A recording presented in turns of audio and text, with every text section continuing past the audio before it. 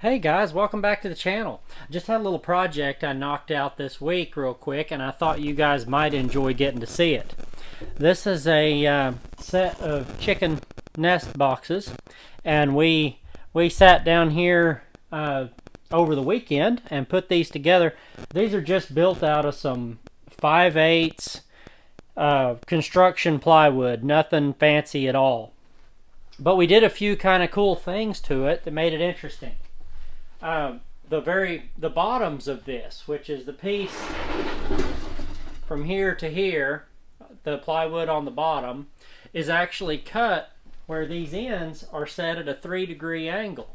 So this actually tilts toward the front 3 degrees.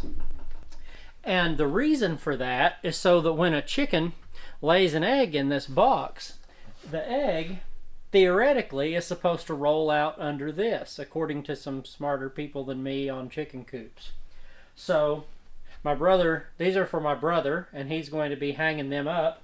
I may build something similar to this in the future to sell. But there are 5 nest boxes. It's 6 feet long, so they're nice roomy nest boxes. A 45-degree angle roof and a 3-degree angle bottom. And that made quite an interesting setup to have to cut out of plywood. So I actually used my Incra miter sled there that will extend out and has the nice stops on it. It was really nice. I was able to batch this whole thing out just in no time. The front here, in order to keep the mess off of an egg, that's the idea, the egg will roll forward under this little tray.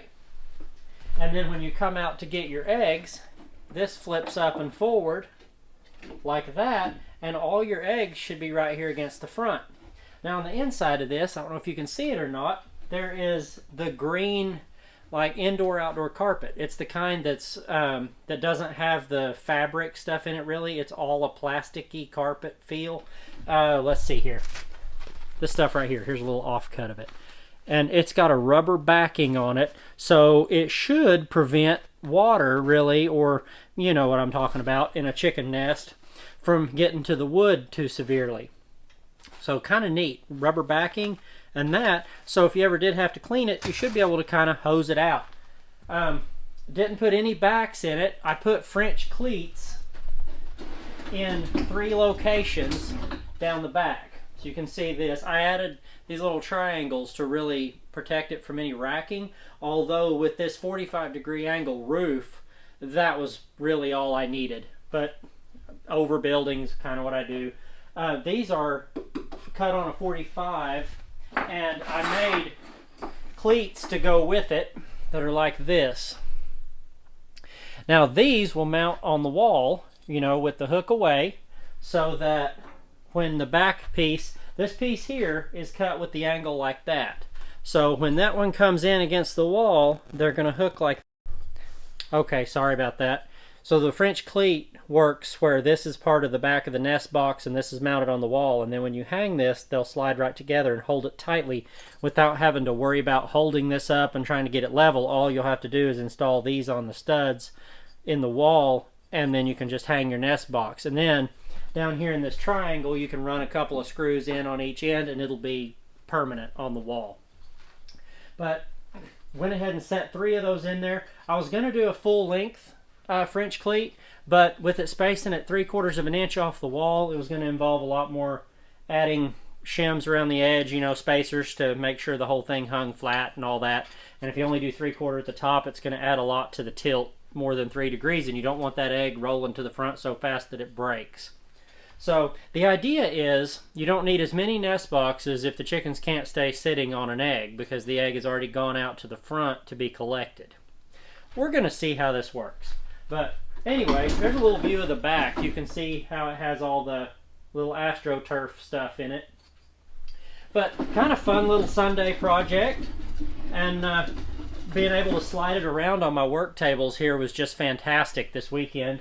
And getting to break in my new Incra sled there, as well as I picked up one of these Micro Jig Gripper 200s. I'm kind of looking forward to playing with this. This seems like a neat little deal. Never had a push block that took me 15 minutes to put together before, but we'll see what we think of that. This has been a really neat setup here where the wood rolls out of the table saw onto this roller table, and that's the same height as the assembly table, so I can actually work with a project of this size all by myself, which is essentially 2 sheets of plywood built into this. That's a lot of weight, and I can just slide it around no problem. Now, of course, when it goes time to leave, you're going to have help to get it out of here, but went ahead and had some leftover paint from doing a cabinet that's sitting over there in the clamps, and threw some Emerald Sherwin-Williams on this urethane cabinet paint on the top, semi-gloss. Ought to be pretty good stuff for that. But might be a little overbuilt for chickens, but we'll see how it goes. I think it's a cool little idea. But that's what I've been up to this weekend. How y'all been doing, and what y'all up to in your shops? Had to run out and get some toilet paper. Apparently that stuff's disappearing from the shelves faster than I don't know. Free wood at the Woodcraft. So anyway, unlike most people, I'm buying toilet paper because I need it and not because we have a whatever. Anyway, besides the point. Thank y'all for being here. Don't forget to like and subscribe, and we'll get some more videos up this week. We've got some nice projects getting started, but thought this one was kind of cool, and if you have chickens, kind of a neat little build. Pretty easy. Just need a nice sled for working with the plywood, or cut it with your track saw. See y'all later.